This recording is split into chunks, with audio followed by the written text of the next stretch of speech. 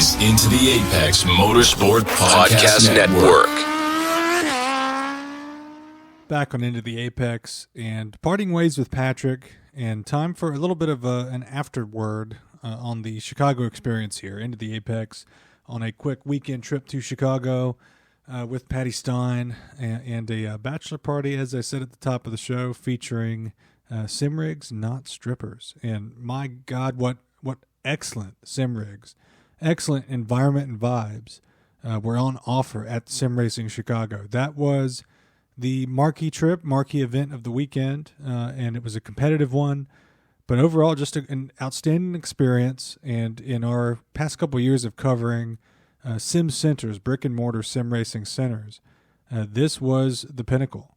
This is something to aspire to, and not to take away from any individual one, because if there's a consistent theme that I get from talking to people or visiting any of them, is that it's a bit of a risk. It's a risky, expensive, difficult thing to undertake. It's an uncertain business model, it seems.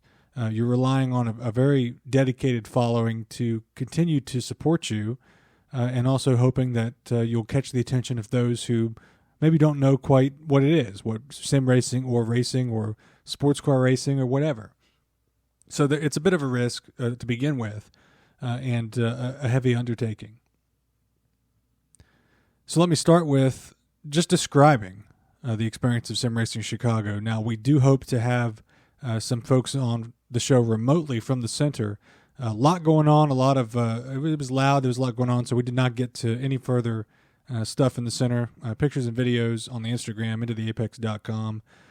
But if you go to simracingchicago.com, you'll see kind of the scene laid out on the main page, on the landing page, and that's what you see. I mean, it's, first of all, you walk in, it's as clean as could be. It is spotless, but also every aspect, every piece of the wall, everything is just set up perfectly. It is very, very organized. With so much technology, you would barely notice it. There's a lot of technology, a lot of the top-of-the-line sim racing equipment in one room, and a variety of it. You walk through the back door, you see sim rigs being built for customers, and not shitty sim rigs, pretty solid sim rigs. Then you walk into the main desk, and it's a race control unto itself with widescreen monitors for the race controller and the staff member to monitor everything.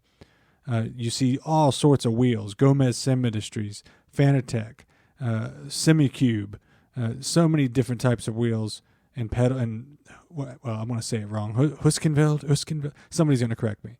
But all the best pedals, all the best hardware, but a variety of hardware. Notably, SimRig number 1. I was on number 2, but SimRig number 1, which was explained to us, was the owner of the whole place's SimRig at home, had the Lamborghini wheel. Authentic Lamborghini GT3 wheel attached to it. I mean, I was drooling over the variety of wheels that you could jump around to on these sim rigs. Fully motion sim rigs, motion with haptic feedback on your backside. There were 3 engines, one on each, the left, the right of the seat, and one kind of back and underneath it. So when you broke hard, you lurched forward. When you crashed, it could be violent. It shook you up. When the engine was idling, in the Pro Mazda in one of our race sessions on the starting grid, you felt every little idle of the engine, every little rumble of it you felt in the seat of your pants. And it was the perfect experience. The lighting is kind of a purple bluish light. You can see that on the landing page. It's makes everything kind of stand out. So in my case, I brought my neon yellow Maradness gloves, and that was a good choice because in the black purple lighting in the room, it kind of keeps everything low key. It makes it very easy to see. It makes it easy to look at the monitor and see the lights on the wheel. You've got little data box screen right there above the steering wheel to see all of your information. So the lighting is perfectly adjusted for that. You've got screens all around with a live feed for those not racing. And sometimes I understand a broadcaster in the room doing a broadcast.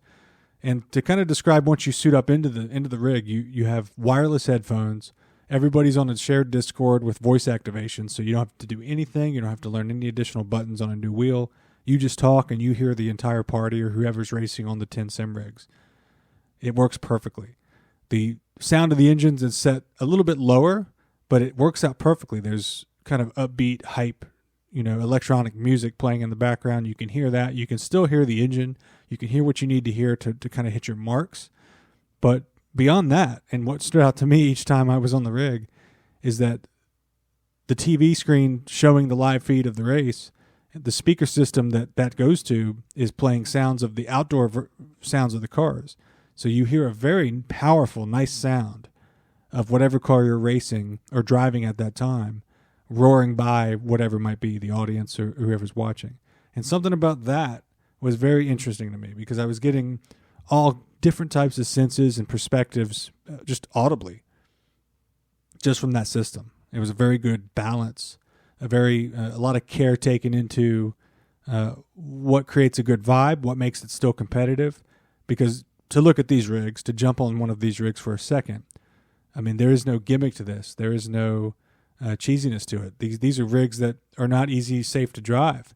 The force feedback is not weak.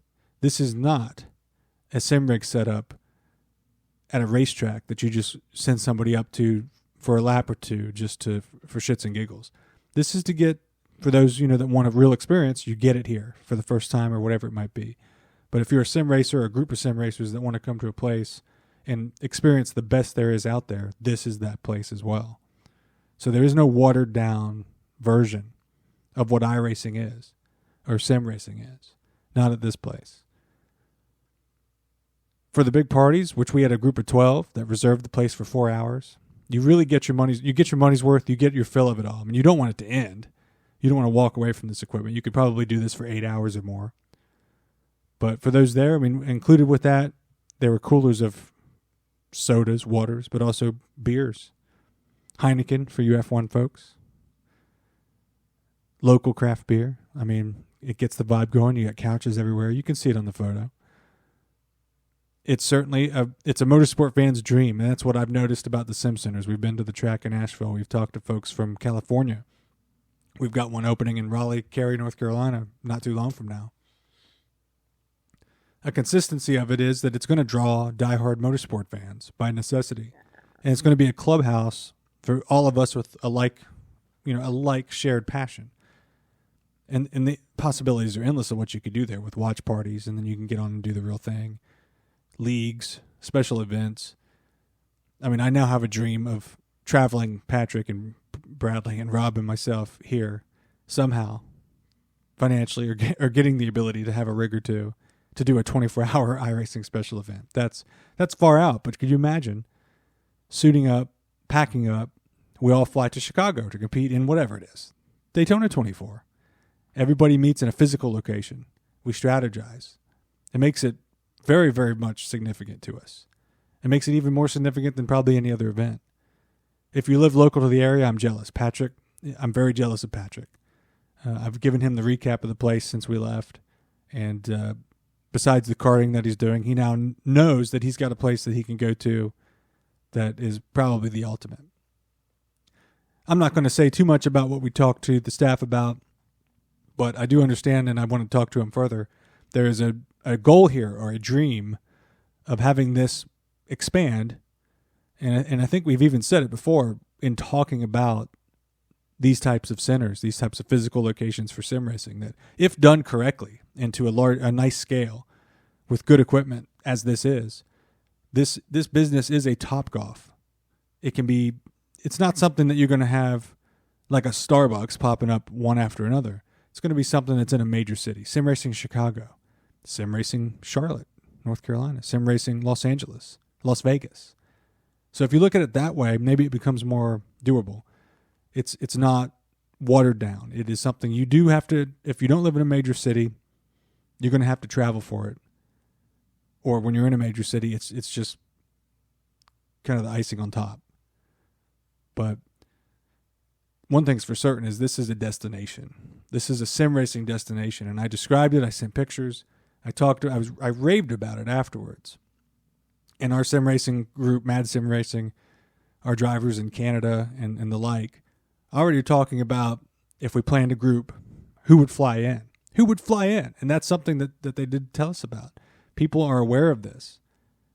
People come in. If you're in Chicago and you're a motorsport fan, you're going to probably seek this out. In my case, I mean, I was flying up for a broader weekend event, but this was the marquee. This was the big thing. And it certainly lived up to that expectation. So check it out, simracingchicago.com. They were absolutely incredible.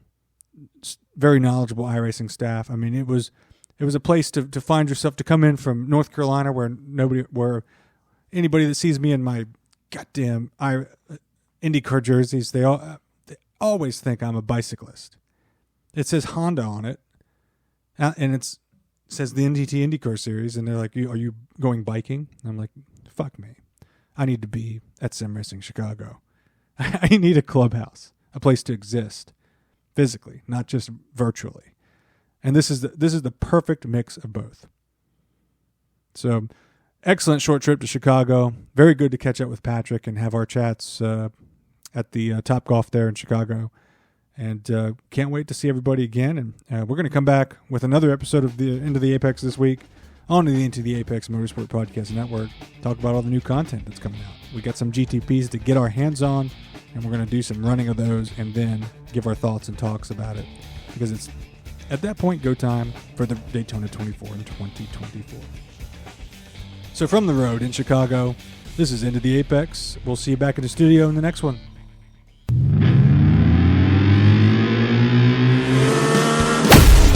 You've been listening to Into the Apex from Mad Sim Racing Media. Check out the show's upcoming road trips and join the community at intotheapex.com.